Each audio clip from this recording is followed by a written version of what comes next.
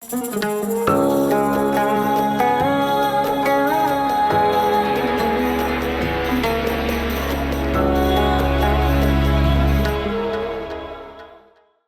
לי יהודית רוז'ני. ובאיזה שנה נולדת? אני נולדתי 1940. איפה? באלג'יר. בעיר אלג'יר? בעיר אלג'יר, כן. שבאלג'יריה. אפילו בשכונת באב אל-וד. איזה שכונה? באב אל-וד.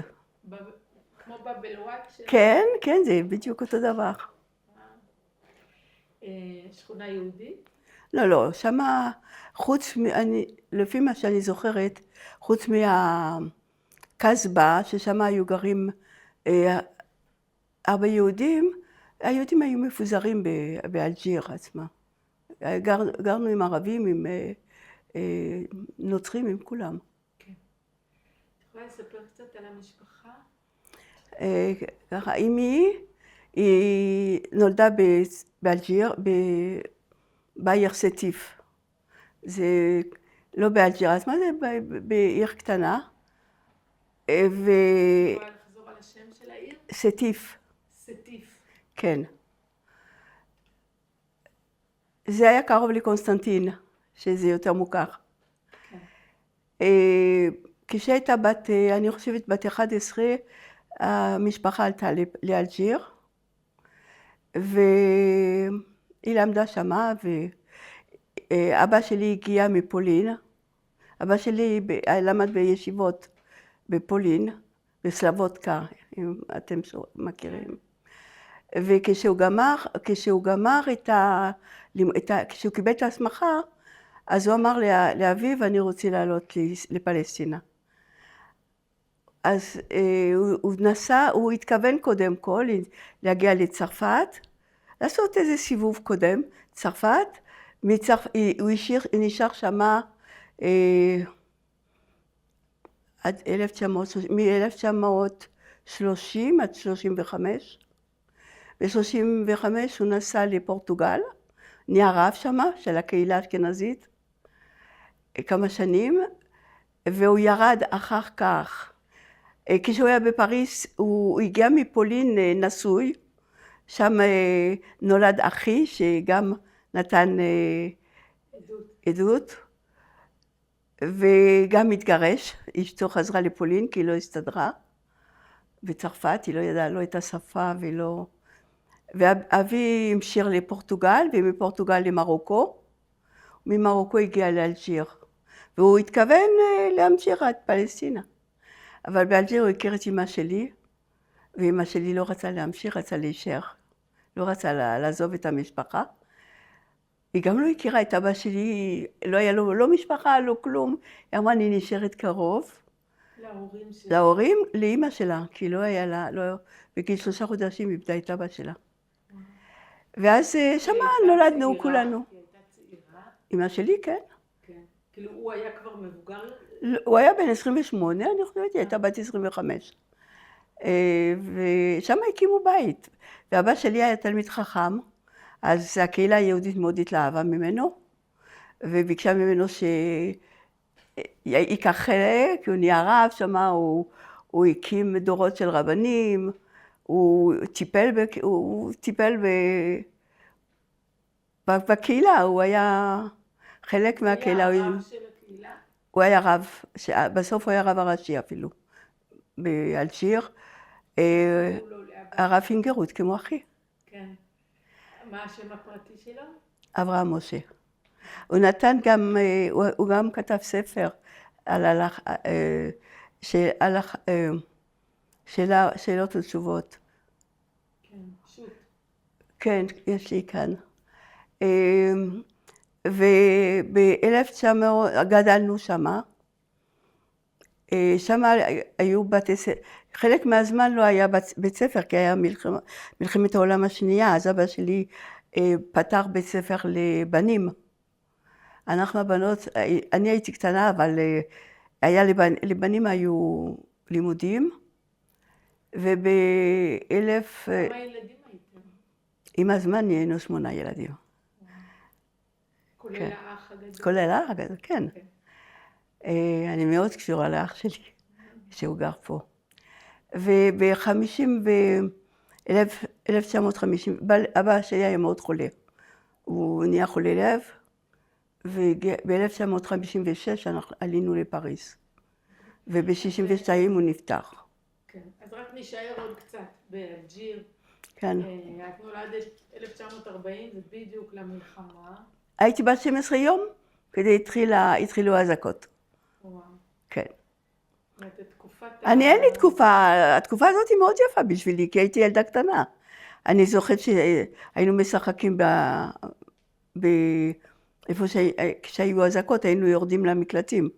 ועם הילדים היינו משחקים, לא ראינו את הקרבות. את הקרבות. כן, פעם אחת חזרנו הביתה ולא היה גג, כי נפל כנראה פצצה על הבניין, והגג היה זכוכית, אז מצאנו זכוכית למטה בקומת קרקע, כן. אבל חוץ מזה, אני זוכרת שהייתי הולכת עם אמא שלי לחכות, כי היה לנו תלושים לאוכל. כאילו היינו מחכים שעות בשביל קצת אוכל. זה בתקופת המלחמה. זה תקופת המלחמה, כן. היו הרבה חיילים. אבא שלי התעסק הרבה עם זה, כי הוא היה איך אומרים? לא יודעת בעברית. הם עזרו לצבא האמריקאית להגיע. נכון, מבצע לפיד. לא זוכרת, אני הייתי יותר מדי קטנה, וקיבלנו איומים, כי אבא שלי עשה כל מיני דברים, כנראה. היה גם הגיס החמישי, היה באלג'יר, וכנראה שעלו עליו ואיימו עלינו, ואז אבא שלי הבריח את אמא שלי, אותי ואת האח השני, האח הגדול היה בישיבה, באיזה כפר ערבי קטן, שקראו לו אומל, ושם נשארנו איזה 2 בלי אבא או עם אבא? אבא היה חוזר מדי פעם, הוא היה בא לבקר אותנו. אבל אנחנו היינו עם אמא שלי, שם היה בטוח, היה טוב. ואז, וזהו. את חושבת שהוא היה שייך למחתרת הזאת? כן. כמו הרבה יהודים, המון יהודים השתתפו. כן. ואז אתם חוזרים בחזרה. ואז ב-56 עלינו לצרפת. אבל קצת תספרי אולי על בית ספר, איזה בית ספר? באלג'יר זה היה ככה, היינו הולכים קודם כל, בהתחלה לא, אבא שלי לא רצה שנלך בשבת לבית ספר, אבל היה המון אנטישמיות, לא הסכימו. אבא שלי הלך לראות, הלכנו לגור באיזה כפר קטן, וזה קרוב לאלג'יר, וישר הוא התיידד עם הכומר ועם איך קוראים? השייח הערבי, המופתי. ודיבר עם הכומר, שם היה בית ספר של הנוצריות, והכומר אמר לו, תביא את הילדים, הם לא יתפללו, ושבת הם לא יבואו. וככה למדנו כמה שנים. וגרתם שם? באלג'יר. גרתם בכפר? בכפר, כן. קראו לו סנט-אוז'ן, זה שכונה קרובה לאלג'יר. ואחרי כמה זמן אבא שלי העביר אותנו לבית ספר רגיל. ולא היה בית ספר יהודי? לא היה בית ספר יהודי. לבנים אני לא יודעת, לא חושבת גם. אחרי המלחמה זה נפסק. אבל יום חמישי ויום ראשון, שהיה חופש מהבית ספר, היינו הולכים כל היום לתלמוד תורה. כל היהודים, בנים ובנות. כן. וזהו, ואחר כך עלינו לצרפת. למה? עכשיו, כי אבא שלי הרופא שהיה שם, הוא היה מאוד חולה. היו גם כבר איומים עלינו. הערבים ביקשו מאבא שלי שהוא ידבר, כי אז ב-52 התחילו מלחמת העצמאות, והתחילה, אז ביקשו מאבא שלי שידבר עם הקהילה היהודית ויבקש מהם לא לעזוב את אלג'יר כשהם יקבלו עצמאות. שהם רוצים אותנו, שהם אוהבים אותנו, שלא רוצים שנעזוב. ואבא שלי אמר להם, אני לא מסוגל להגיד דבר כזה. לא יכול. כי זה, אני לא. הם צרפתים, בצרפת הם יקבלו את כל ההטבות. אני לא יכול לבקש דבר כזה. והערבים מאוד אהבו את אבא שלי, כי הוא מאוד דאג להם גם. אבל הם אמרו, תראה, לביטחונך עדיף שתיקח את המשפחה לשם, מחוץ לאלג'יר. וככה הוא העביר אותנו. מצד אחד הם אמרו תישארו, ומצד שני היו פרעות ביהודים. היו המון פוגרומים מדי פעם. הם היו נהדרים, היינו מסתדרים יפה איתם. אבל מדי פעם היה נכנס להם ג'וק, והיו יורדים עם מקלות ורוצחים והורגים. והיו גם ערבים שהיו עוזרים, שהיו מכניסים את היהודים אצלם הביתה. זה היה התקפים כאלה כמו פה. פשוט אותו דבר. ואת כבר ב-56 את כבר ילדה גדולה. הייתי בת 15. 15? כן. כאילו, ואת עדיין לומדת לא, בגיל 10 בערך עברנו לבית ספר לייק, מה שנקרא, שזה בית ספר של הממשלה, לא, בלי דת. ושם היינו חייבים ללכת לבית ספר בשבת, אבל לא היינו כותבים, רק היינו שומעים את השיעורים, וזה היה קשה, להיות יהודי בחו"ל זה לא פשוט. כן, ובצרפת היה הרבה יותר קל, הלכנו לבית ספר יבנה, הלכנו לבית ספר דתיים, שם לא היו בעיות בכלל. הבית היה בית דתי. כן, בית דתי בטח. עד היום. את זוכרת קצת את החגים שחגגתם? היה נחמד. אמא שלי כתבה ספר על החגים, באמת, הספר הזה, אני חייבת לתת אותו לזה. היא מספרת על המסורת, על המנהגים, בסטיף, איך הם היו עושים בעצמם את הקמר ואת המצות. זה משהו מקסים, אבל אצלנו היינו חצי אשכנזים, חצי ספרדים. אבל עשינו את הכל, גם וגם. אבל אבא שלי כל כך אהב בצפון אפריקה, שהוא היה אומר, אנחנו הספרדים. כן. כי כשהוא הגיע לאלג'יר מאוד כיבדו אותו, מאוד, היה להם המון כבוד לרבנים ולאנשים שהיו תלמידי חכמים. ואהבו את אבא שלי, אהבת נפש כולם. ואמא, מה המוצא שלה? אמא שלי ספרדיה. אז אמא שלי תמיד סיפרה לי שבצד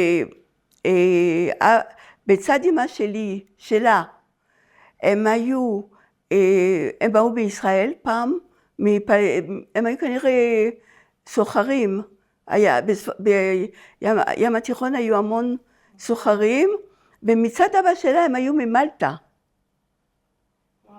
זה כנראה תמיד, זה מה שתמיד שמעתי. כן. ואת האמת, אני זוכרת את הדודים שלי עם עיניים מאוד בהירות וכאור. אז זה היה קצת מתחבר לי.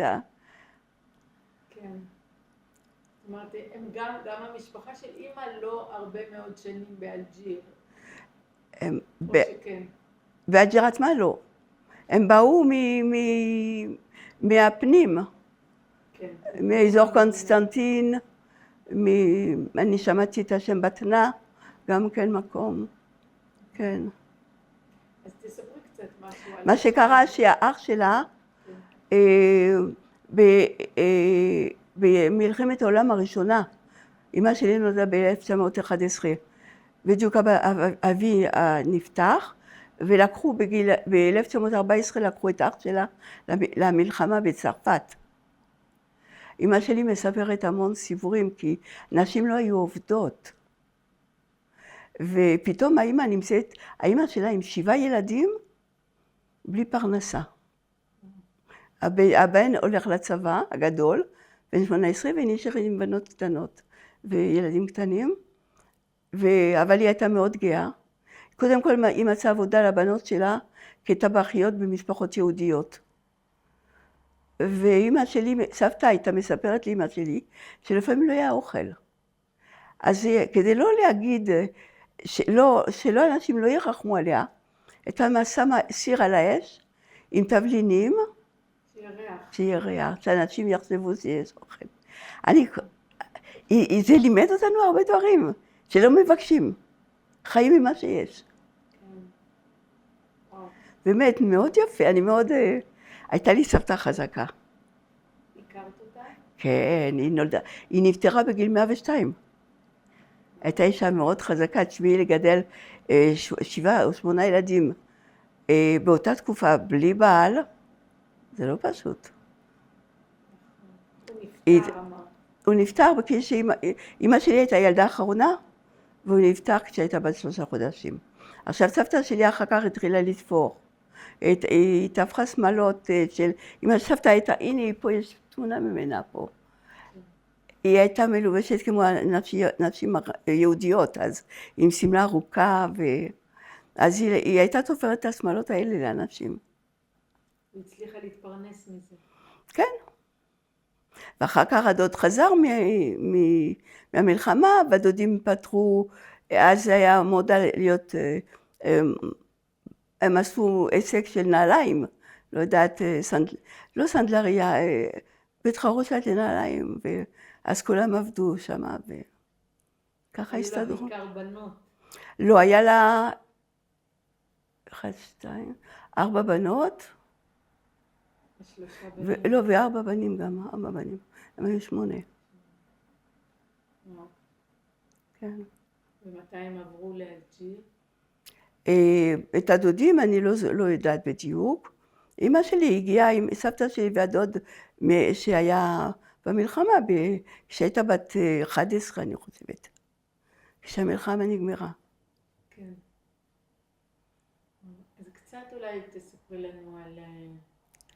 לדעת על בית הכנסת באלג'יר, על הבית כנסת, אני לא זו, עד גיל 6 היינו בתוך אלג'יר, היה מלחמה, אבל אחר כך הלכנו לעיר סנט אג'ן, היה לנו בית כנסת יפהפה, ענק, כמו שיש בצפון אפריקה, עם חרסינות תכלת, זה היה מקסים, גינה ענקית מסביב, היה ממש יפה, היינו הולכים כל שבת עם אבא שלי, כל הילדים. זה בכפר הזה שהלכתם בשביל לבית ספר? כן, כן, כן. איך קראו לו? סנט אג'ן, זה מאוד מוכר. ואני זוכרת שאבא שלי הרבה פעמים היינו חוזרים כל הבית כנסת הביתה לקידוש. אתה הייתה שם קהילה יהודית. כן, כן, היה. כן, זה היה כפר, זה היה קרוב מאוד לעיר. כן, זה היה כאילו מבשרת וירושלים. אז הייתה שם קהילה. כן, כן, הייתה קהילה יפה. וזה היה יפה, ומה שאני זוכרת זה בשבועות, גם בנות היו עולות לתורה, והיינו שרים את 10 הדיברות. כל ילד, ההורים היו קונים מראש דיברה אומרים? כן. וזה היה בשפה עברית וערבית ביחד. קוראים לזה ג'ידאו ערב. לא, היינו לומדים את זה ככה. והיה לנו מורה שהיה מלמד אותנו, ויום השבועות כל ילד היה עולה, ושר את השיר, אחד הדיברה, לי היה תמיד את הרביעי, אני חושבת, לכבוד להורים, זה היה מקסים, פשוט. קראו לזה קלמה. קלמה?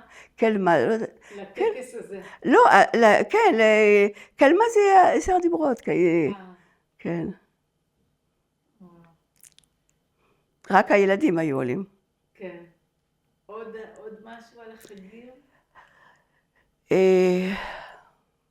או על פעילות של הקהילה, אולי פעילות ציונית, אולי...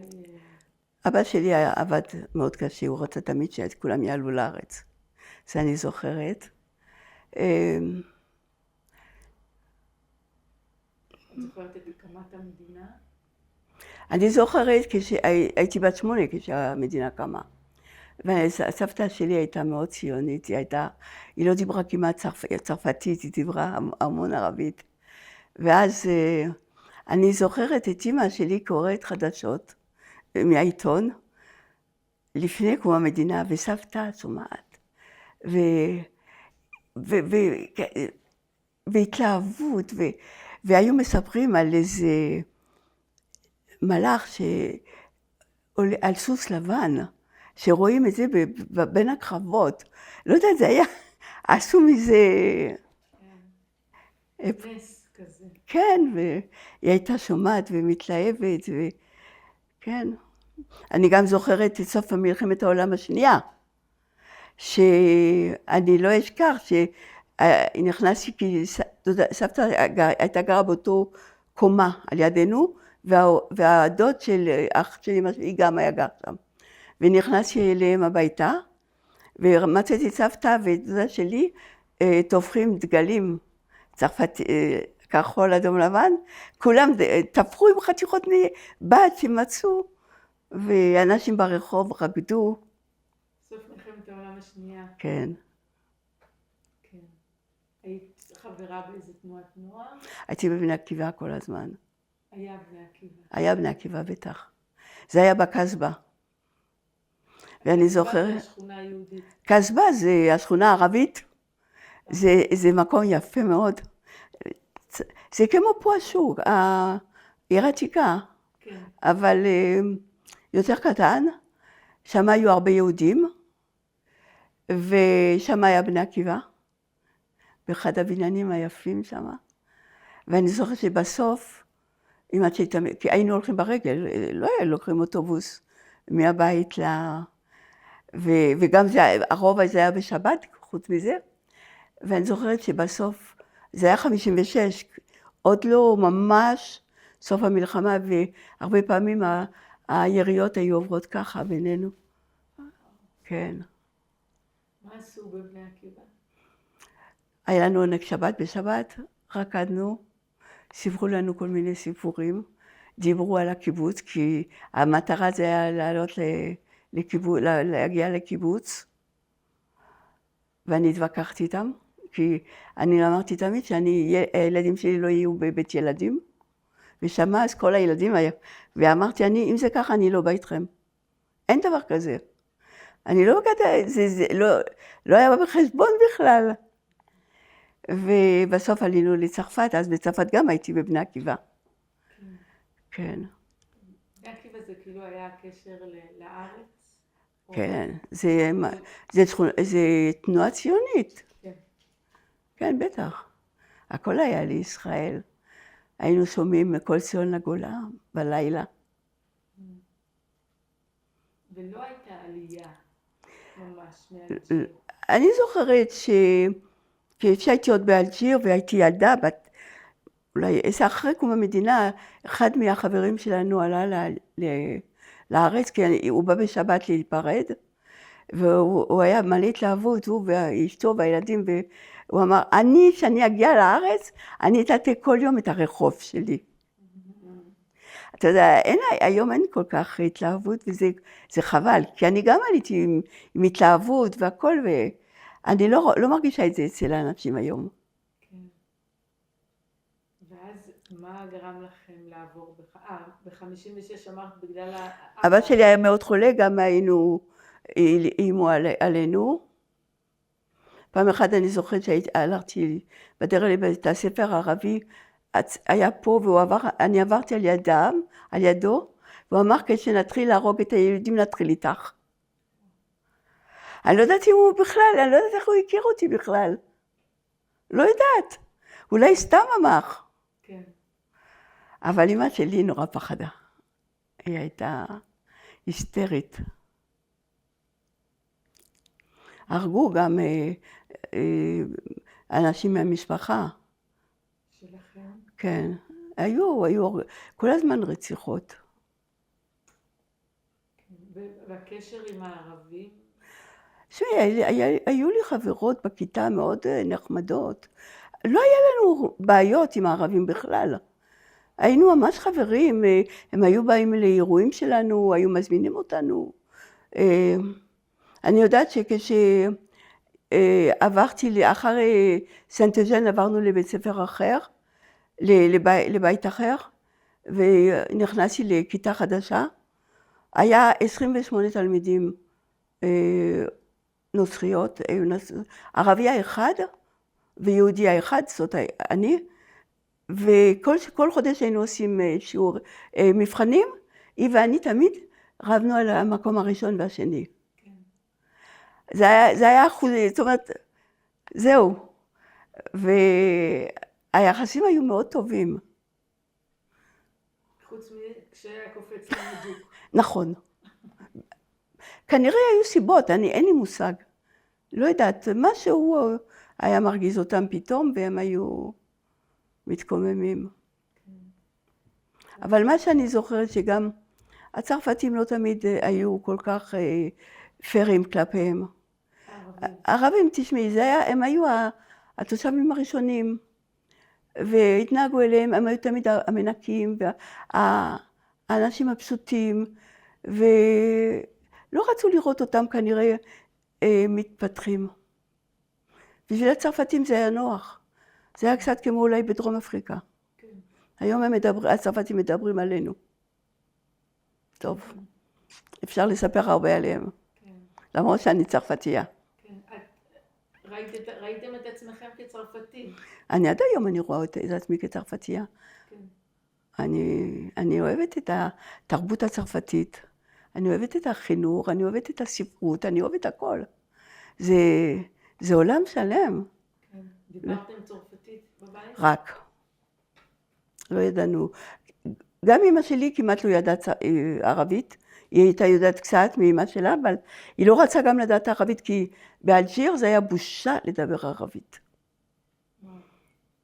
אנשים רצו להרגיש שהם צרפתים ב100%, לא רצו לדבר, לא הרבה אלג'יראים מדברים ערבית. במרוקו למשל כולם דיברו ערבית. זה חבל, כי עכשיו הייתי יודעת ערבית, זה היה עוזר לי, זה היה כיף. כן. אבל לא, הם לא היו הרוב במדינה? היה 9 מיליון ערבים ומיליון אירופאים. זה היה... בכל זאת היה בושה לדבר ערבית. כי אני אגיד לך, לא לימדו אותנו גם. לא, הצרפתים לא רצו שהם עשו את קולוניאליזם. זה קולוניאליזם. והשתמשו בערבים כי הכוח השחור.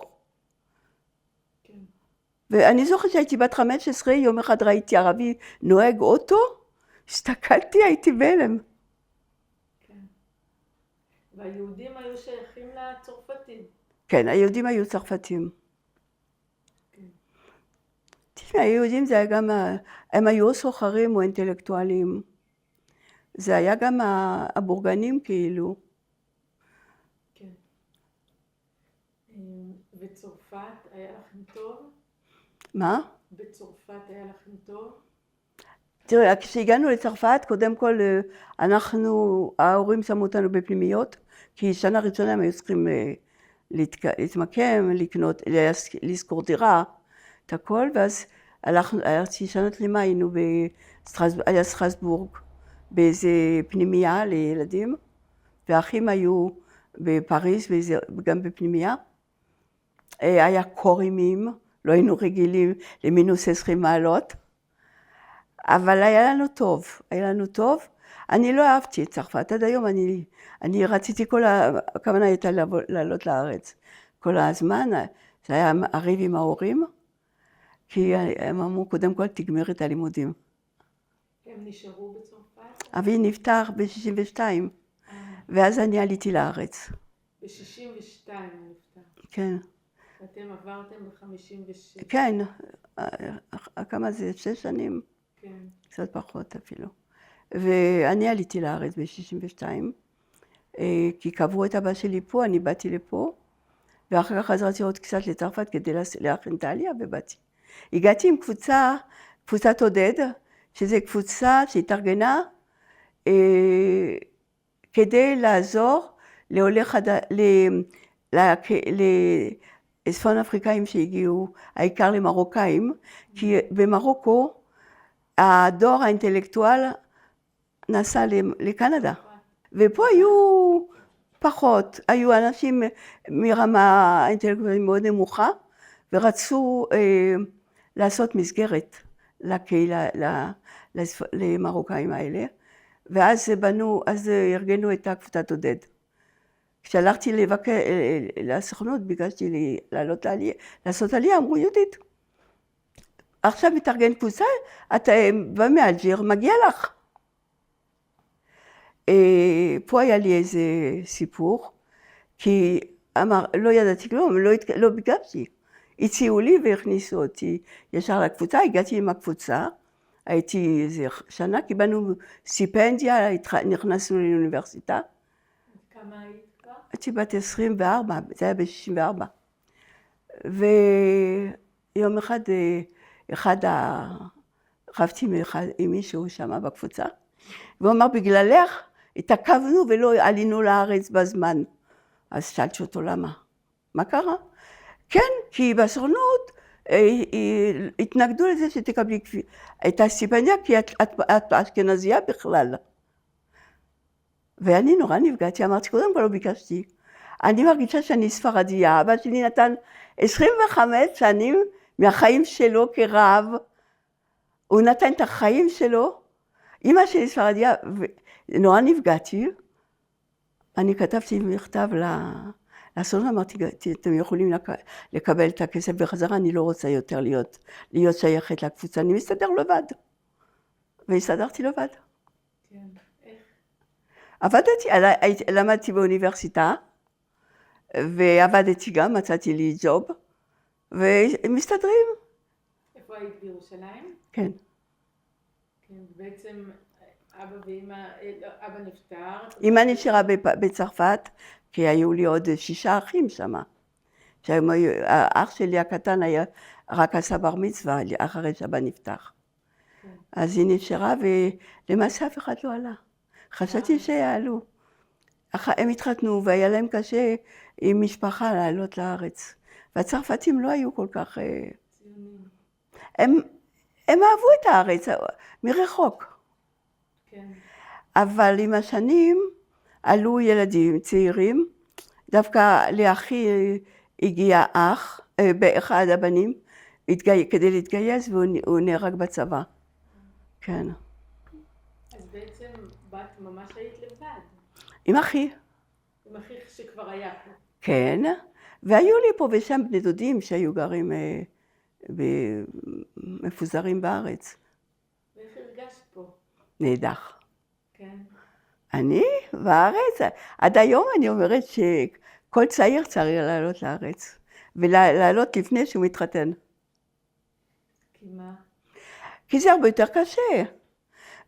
אני זוכרת הרי עזבתי את הקבוצה, לא היה לי כסף, היו ימים שלא היה לי אוכל. זה לא הפריע לי בכלל. הסתדרתי. אבל כשיש ילד קטן הוא צריך את החלב ואת הטיטולים ואת הכל, זה לא... זה אי אפשר לשחק. כן. אבל היינו מאושרים, אני מאוד ציונית עד היום. לפני כמה זמן אחד הנכדות אמרה לי, סבתא, אני רוצה לעשות דרכון. אז אמרתי, למה? אולי אנחנו ניסע לאיטליה. אני התנפלתי עליה, אמרתי, בשביל זה אני באתי לארץ? זה לא יקרה, את לא עוזבת. אין דבר כזה. אז פה בארץ היית באוניברסיטה? הייתי באוניברסיטה, בשלב מסוים עזבתי, וחזרתי לגמור את התואר שלי בגיל 50. והתחלתי גם תואר שני, כן. ופה התחתנת? התחתנתי, וזהו, בעלי נפטר לפני 10 שנים. והשורשים האלג'יראים, איפה את פוגשת אותם? אני פוגשת אותם, קודם כל בחגים, שאני עושה את המנהגים. אני מאוד אהבתי את אלג'יר. אם היו שואלים אותי, לא הייתי עוזבת. זה היה גן עדן. זה היה מקום יפה על חוף הים, ואהבתי את האנשים. הם היו אנשים חמים, ובאמת מאוד אהבתי. אני לא אשכח את היום שהגענו לפריז, והמשפחה של אבא שלי, שהיא אשכנזייה, היא קיבלה אותנו, והיא משפחה מקסימה. אבל אנחנו היינו רגילים להתנשק ולהתחבק, והם מקבלים אותנו ונותנים לנו יד. וזה היה שוק. שוק תרבותי. כן, ואחר כך הדודה אמרה, אבל הייתי מנוזלת. ואלג'יר לא היו מסתכלים על זה. היום יש יותר נטייה להיזהר. אז לא היה ככה, אנשים היו מתחבקים פעם, פעמיים, 3, 4. זאת אומרת, למרות שהאלג'יראים רואים את עצמם צרפתים, היה הבדל. היה המון הבדל. לא, היה הבדל. בטח, היה הבדל. היינו מאוד קרובים לערבים, את האמת. כן, אבל גם הנוצרים היו כאלה, מתנשקים ומתחבקים והכל. תראי, היינו קהילה מאוד מגובשת, אפילו כולנו יחד. כן. אז איזה מנהגים את שומרת? למשל, נתחיל מראש השנה, אני עושה מלא ירקות, יש מלא ברכות. אני עושה ירקות ותרד בצורה מיוחדת, ואני נהייתי צמחונית, אז אמא שלי הייתה שמה ראש של כבש. אני לא אשכח את אבא שלי היה ראש פעם, היום הכל נקי, פעם הוא היה מביא ראש, היו רואים את העיניים, ואמא שלי הייתה עובדת מאוד קשה. היה ריבה של חבושים, שזה חייב לעשות את זה בראש השנה. היו כל מיני מנהגים בראש השנה. יום כיפור התפוח עם איך אומרים, מה שמעריכים בעבדה ציפורן, אמא הייתה לוקחת תפוח, ממלאה אותה בציפורן, והיינו הולכים ככה לבית הכנסת, כי הייתה אומרת שזה עוזר לעבור את הצום. מגיל 6 היינו צמים. ובסוכות אבא שלי היה עושה סוכה בגינה, עם עלים של תמרים, עם הענפים האלה הגדולים. פה לא זוכרת שהיה מנהג אחרי סוכות, זה היה,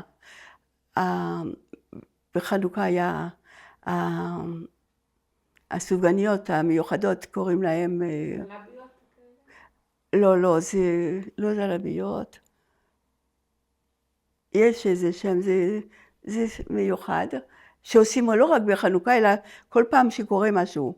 אני זוכרת שילד היה מוציא שן ראשון, היו עושים, כל אירוע היו עושים, אחר כך, אז בפורים יש מלא עוגיות, שאני עושה כל שנה, וכל שנה אני אומרת, זה שנה אחרונה, כי זה נורא מעייף אותי, אבל זה מה שנקרא מקרוד, זה סיגרים מתוקים, זה עוגיות לבנות עם כל מיני סוכריות צבעוניות, זה מלא עוגות. בפסח, טוב, בפסח לא היה לנו כל כך, חוץ ממה שאמא שלי הייתה עושה עוגות שקראו לזה ספריאס. אני עשיתי אותם כמה פעמים, הילדים לא אהבו. וזהו, וראש השנה, שבועות זה היה עוגות חלבי, היינו אוכלים, קוסקוס חלבי. שזה טעים. והיו מנהגים, היו כל מיני מנהגים.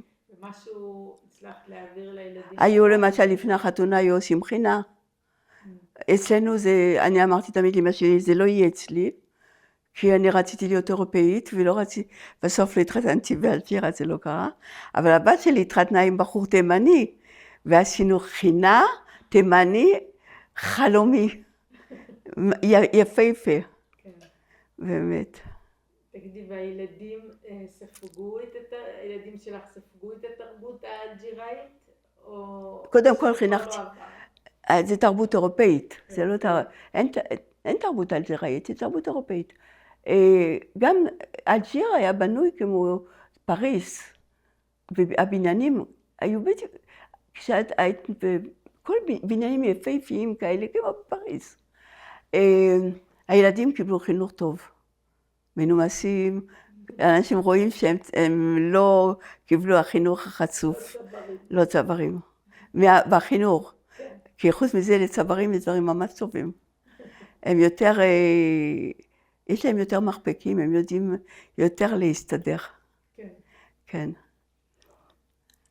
וחלק מהילדים מדברים קצת צרפתית. כן. כן. הגדולים, הקטנה היא פחות. אמא שלי הייתה בה פעמיים בשנה, חודש, אז הם למדו איתה. לדבר איתה. כן. אז אמא לא עלתה לארץ. לא, כי ברגע שהילדים האחרים לא עלו, זה היה לה קשה. גם היא אמרה לי, אני לא רוצה לעלות ולהיות משקל אצל, שכל פעם שאני אסתרר למלא טופס, מישהו יסתרר לעזור לי. היא צדקה. כן. אז יש משהו שהיית רוצה להגיד לאנשים שיראו את הסרטון הזה? אולי שמי שעלה תראי, בצפון אפריקה היינו מאוד מאוד מאוחדים. היינו משפחה, היה הרבה יותר חמימות שהיה בצרפת למשל, כי זה מקום גדול ואנשים היו מפוזרים. וגם פה לפעמים אני לא מרגישה את החום ואת האחדות שיש, וזה באמת, בימים האלה אנחנו מרגישים עוד יותר. שעל כל דבר רבים ועל כל דבר. ושנזכור את איך שהיינו באלג'יר, בצפון אפריקה. לא היו דברים האלה. היינו עוזרים אחד לשני, היינו משפחה. נכון? מה? הייתה גם הרבה יותר סובלנות. סבלנות וסובלנות. סובלנות, כן. כן. זה באמת היה טוב. זה, תראי, החיים השתנו למעשה. לא, אנשים לא תמיד אשמים, חיים יותר קשים. החיים היו הרבה יותר קלים פעם. עם כל הצרות, המלחמות והכל, לא היה ריצה לכסף, לפרנסה, לא. הסתפקו בהרבה פחות. והחיים היו יותר יפים. גם מה שחסר לי פה, וחסר מהיום, זה החיי משפחה. שמה? בצפון אפריקה, המשפחות היו הרבה יותר קרובות. היום אין דבר כזה. אצלנו אחרי צהריים הדודים היו מגיעים, ובני דודים, וסבתא הייתה באה לישון המון אצלנו והכל. היום, אם את רוצה לבקר, קודם כל תרימי טלפון, לא בטוח שאנשים בבית. שבתות הרבה פעמים, לא, אנשים לא, אצלנו כל שבת היה מישהו שהיה בא אלינו. וזה היה חיים של פעם, לא, אני לא חושבת שזה רק צפון אפריקה אולי. כן. היו חיים יפים. היו חיים מקסימים. כן, זה חיים שהיו ולא יהיו יותר. כן. צריך לחנך את הילדים. מה? צריך לחנך את הילדים. קצת להיות פחות במחשבים, ולהיות עם חברים ועם המשפחה.